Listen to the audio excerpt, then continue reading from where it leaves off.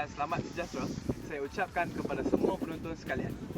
Pada hari ini, saya Muhammad Ashraf bin Idris ingin berkongsi dengan penonton sekalian tentang satu tajuk dalam psikologi sukan, iaitu reka bentuk sistem penetapan matlamat ataupun design of a goal setting. Terlebih dahulu, saya ingin menerangkan sedikit tentang maksud penetapan matlamat.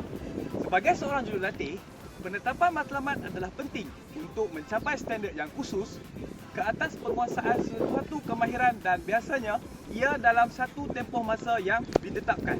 Seterusnya, saya akan menerangkan bagaimana untuk seseorang jurulatih mereka bentuk sistem penetapan matlamat. Ia terbahagi kepada 3 peringkat utama, iaitu yang pertama, persediaan dan perancangan, yang kedua, pendidikan dan pengambilalihan, dan yang ketiga, pelaksanaan matlamat susulan dan penilaian.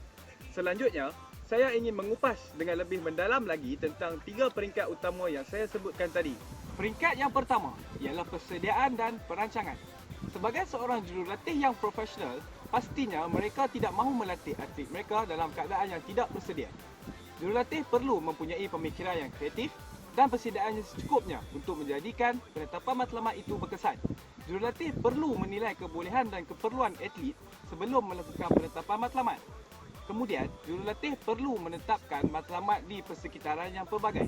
Sebagai contoh, matlamat boleh dan harus ditetapkan dalam pelbagai bidang termasuklah kemahiran individu, kemahiran pasukan, tahap kecergasan, masa latihan, keseronokan dan juga kemahiran psikologi. Okey, peringkat yang kedua ialah pendidikan dan pengambilalihan. Sebaik sahaja jurulatih telah selesai melakukan penyediaan dan perancangan, jurulatih boleh mula mendidik atlet secara langsung pada cara yang paling berkesan untuk menetapkan matlamat. Ini melibatkan penyampaian maklumat dan prinsip penetapan matlamat. Jurulatih perlu membuat satu sesi penerangan sebelum melakukan sesuatu latihan di mana beliau dan atlet dapat mengenal pasti contoh matlamat yang berkesan dan juga matlamat yang tidak berkesan. Selain itu, jurulatih juga perlu memberi tumpuan kepada satu matlamat pada satu masa. Kemudian atlet tersebut perlu fokus kepada matlamat tersebut hingga matlamat tersebut tercapai sebelum bertukar ke matlamat yang seterusnya. Peringkat terakhir dalam mereka bentuk penetapan matlamat ialah pelaksanaan matlamat susulan dan penilaian. Jurulatih perlulah mengenal pasti kaedah penilaian matlamat yang sesuai untuk seorang atlet.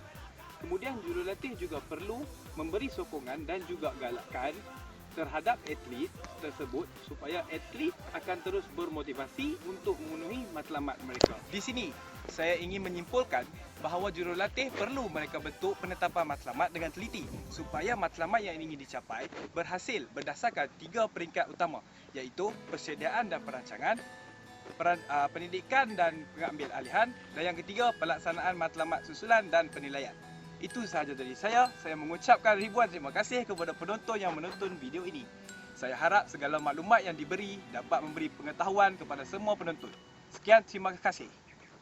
Majulah sukan untuk negara.